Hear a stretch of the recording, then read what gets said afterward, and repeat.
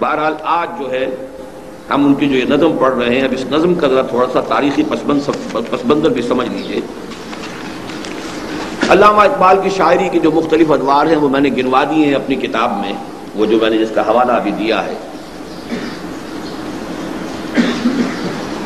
بر عظیم پاک و ہند میں اسلام کے انقلاب فکر کی تجدید و تعمیل۔ لیکن اس وقت صرف یہ کہنا ہے کہ علامہ اقبال کی شاعری میں جو غزل کا دور تھا وہ سن 1894 سے 1934 تک ہے، اس کے بعد وہ ختم ہو گیا۔ 1935 سے اپنے وفات تک یا 1938 تک انہوں نے کوئی غزل نہیں گائی۔ وہی ان کا کلام ہے کہ جو ارمغان حجاز میں چھپا ہے، اور وہ ارمغان حجاز چھپی ہے ان کے انتقال کے بعد، اس لیے کہ آخری دور کی یہ نظمیں تھیں، اور یہ نظم سن 36 کی ہے۔ اس دور میں جو نظمیں آپ نے لکھی ہیں، جیسا کہ میں نے عرض کیا، غزل والا معاملہ تو بالکل چھوڑ چکے تھے، ختم۔ اس سے پہلے غزلیں انہوں نے کہی ہیں، بہت اونچی کہی ہیں، بہت دینی بھی کہی ہیں، روحانی بھی کہی ہیں۔ اس سے بالکل ابتدائی دور میں وہ عام طور پر گل و بلبل کی شاعری بھی ہوئی ہے، وہ سب کچھ ہوا ہے۔ لیکن یہ ہے کہ میں صرف ان 3 سالوں کے بارے میں، 4 سالوں کے بارے میں، 34 سے 38 تک غزل کا کوئی سراغ ہی نہیں۔ نظم میں بھی خاص ان کا مزاج بن گیا تھا تمثیل کا، مکالمہ، تمثیل، ڈرامائی انداز، اس لیے کہ کسی پیغام کو پہنچانے کا یہ سب سے زیادہ مؤثر ذریعہ ہوتا ہے۔ انگریزی ادب میں ملٹن کا بہت اونچا مقام ہے، اور اس نے اسی صنف کو استعمال کیا ہے۔ افلاطون نے سب سے پہلے ریپبلک نامی جو کتاب لکھی تھی، اس میں اس نے اسی اسلوب کو اختیار کیا تھا۔ اور ہمارے ہاں تصوف کی ایک بہت اونچی کتاب ہے منطق الطیر، فرید الدین عطار رحمت اللہ علیہ کی، وہ بھی اسی طریقے سے مکالمے کی شکل میں ہے۔ تو یہ مکالمہ ہے، ایک مجلس شورا ہے، ابلیس اس کا صدر ہے، اور وہی اس کا گویا کہ بادشاہ ہے اس اقلیم کا، اور اس کے کچھ مشیر ہیں، ان کے درمیان ایک گفتگو کی شکل میں علامہ اقبال نے اپنے عمرانی سوچ، اسلامی فکر اور ملت اسلامیہ کے نام اپنے پیغام کا نچوڑ اور خلاصہ دے دیا۔ ویسے بھی قاعدہ ہے یہ کہ شاعر یا مفکر جو ہے اس کے جو آخری سوچ کا نتیجہ تو اس کے آخری دور کی چیزوں میں ہی آئے گا نا۔ ابتدا میں تو سوچ جو ہے بدل رہی ہے، جیسے کہ خود علامہ اقبال سے جب ایک مرتبہ کہا گیا کہ کسی زمانے میں تو آپ غلام احمد قادیانی کی بہت تعریف کرتے تھے، اب آپ قادیانیت کو کفر کہہ رہے ہیں، تو انہوں نے جواب دیا only stones do not change۔ انسانی ذہن، انسانی رائے بدلتی ہے، معلومات کا اضافہ ہوتا ہے، کچھ اور چیزیں علم میں آتی ہیں، پہلے وہ چیزیں علم میں نہیں تھیں۔ پتھر ہیں جو کہ تو رہتے ہیں، انسانی ذہن پتھر کی طرح تو نہیں ہے۔ only stones do not change، پتھر نہیں بدلا کرتے، لیکن انسانی رائے، انسانی ذہن بدلتا ہے۔ اس وقت میری وہ رائے تھی، اب میری رائے یہ، اس کا ذکر آ بھی جائے گا اس نظم کے اندر۔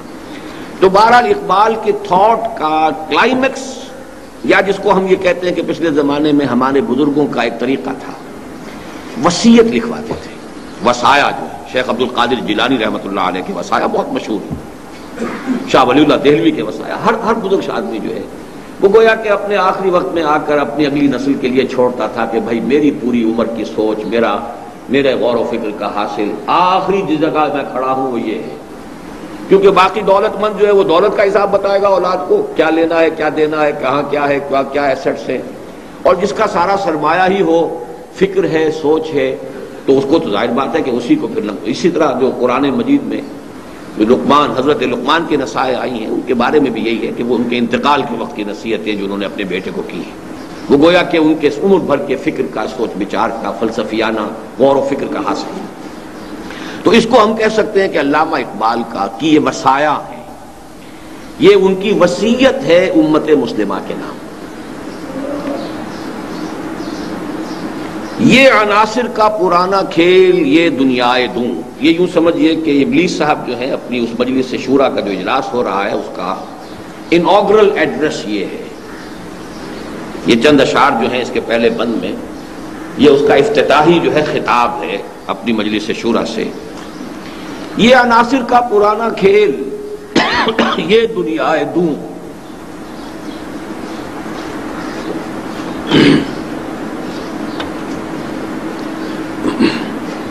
اس لفظ میں ایک پورا جو فلسفہ اور ایک نقطۂ نظر رہا ہے دنیا میں فلسفے کے میدان میں، اس کی ترجمانی ہو گئی، اور وہ یہ ہے میٹیریلزم۔ دو ہی فلسفے دنیا میں رہے، میٹیریلزم، آئیڈیلزم۔ میٹیریلزم یہ ہے کہ اس کائنات کی اصل حقیقت جو ہے وہ مادی ہے، مادہ قدیم ہے، ہمیشہ سے مادہ جو ہے سالمات پر مشتمل ہے، اور ان سالمات میں باہم تجاذب ہے یا تنافر ہے، ان میں الیکٹرک چارجز ہیں، نیگیٹو ہیں یا پازیٹو ہیں، اس کے حوالے سے وہ ملتے ہیں یا کٹتے ہیں، پھر کمپاؤنڈز بنتے ہیں، اس کے فزیکل چینجز اور کیمیکل چینجز کے قوانین ہیں، اس سے کائنات چل رہی ہے۔ یہ سارا عناصر کا پرانا کھیل قدیم ہے، یہ ہمیشہ سے چلا آ رہا ہے، یہ عناصر کا پرانا کھیل۔ چنانچہ پروفیسر یوسف سلیم چشتی صاحب، کیونکہ وہ فلسفے کے بڑے طالب علم رہے ہیں، انہوں نے بڑی تفصیل اس مقام پر بیان کی ہے۔ ہندوستان کے 6 بڑے فلسفے تھے، جن میں سے 2 جو ہیں 2 درشن خالص میٹیریلسٹک ہیں، سانکھ درشن اور 4 واگ۔ جین مت، بدھ مت خالص میٹیریلسٹک ہے۔ پھر یہ کہ اس کے بعد دہریت اور مادیت اور لاجیکل پازیٹیوزم اور میٹیریلزم اور امپیریسزم اور بے شمار ناموں سے وہ ایک ہی شراب ہے جو مختلف اس کے برانڈ نیمز ہیں۔ یہ عناصر کا پرانا کھیل، یہ دنیائے دون، یہ دنیا بڑی پست ہے۔ یہ دنیا کیوں؟ اس لیے کہ قرآن مجید بھی کہتا ہے کہ ابلیس جن ہے، اور جنوں کی پیدائش جو ہوئی ہے وہ آگ سے ہوئی ہے، وہ ایک اعلیٰ تر لطیف تر شے ہے۔ اور یہ جو مخلوقات اس وقت ہمیں نظر آ رہی ہیں زمین پر، یہ سب خاکی الاصل ہیں، انسان بھی خاکی الاصل ہے۔ تو دنیا دوں بڑی نفرت کے ساتھ کہہ رہا ہے یہ حقیر سی دنیا، گھٹیا دنیا، ساکنان عرش اعظم کی تمناؤں کا خون۔